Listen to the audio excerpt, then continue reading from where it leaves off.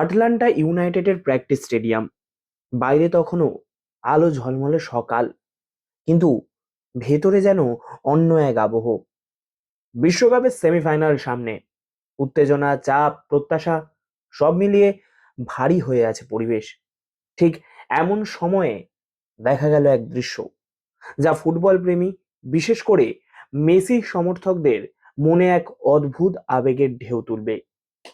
অনুশীলন শুরু হওয়ার আগেই মাঠের এক পাশে বসে আছেন লিওনেল মেসি, পাশে তার সবচেয়ে কাছের সতীর্থ রদ্রিগো দে পল।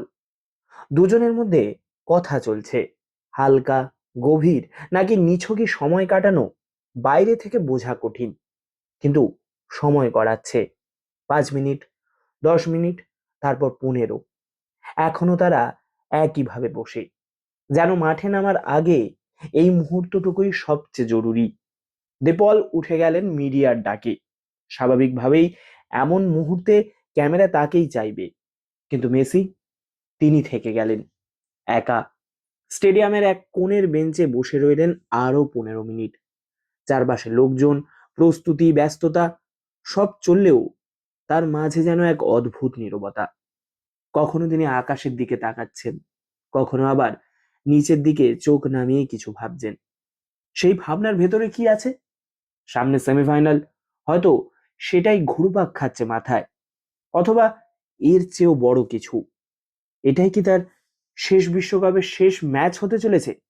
সেই সম্ভাবনার ভার কি চাপ ফেলছে তার চোখে মুখে? মেসির এই নীরবতা যেন অনেক কিছু বলে দেয়। কেরিয়ারের এই পর্যায়ে এসে তিনি জানেন, প্রতিটা ম্যাচই ইতিহাসের অংশ। প্রতিটি স্পর্শ, প্রতিটি দৌড়, সবকিছুই হয়তো শেষবারের মতো। তাই হয়তো এই একাকিত্ব, এই চুপচাপ বসে থাকা যেন নিজের সঙ্গেই কথা বলা, নিজের ভেতরের উত্তেজনা আর চাপকে সামলে নেওয়া। কিছুক্ষণ পর শুরু হয় অনুশীলন। মাঠে ফেরে চেনা ছন্দ।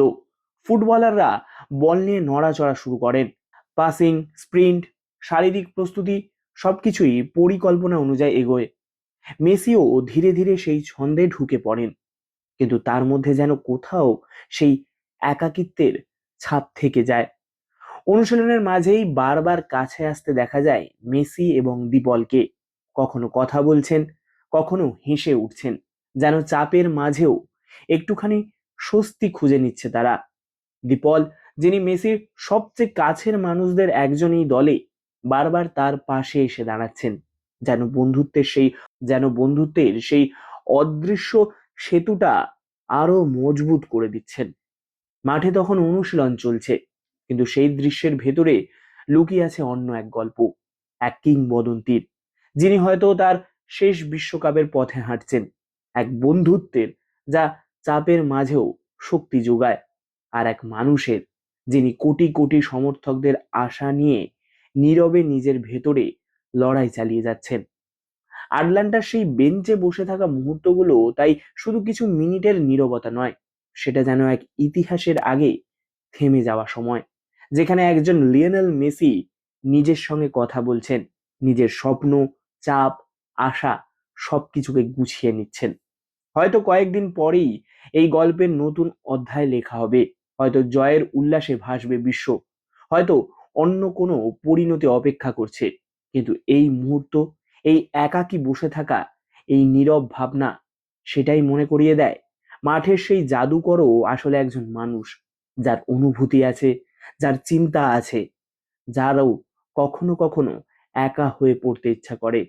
আর সেই কারণেই এই দৃশ্যটা শুধু একটি অনুশীলনের অংশ নয়, এটা এক আবেগ, এক গল্প, যা হয়তো অনেক দিন মনে থাকবে ফুটবল প্রেমীদের।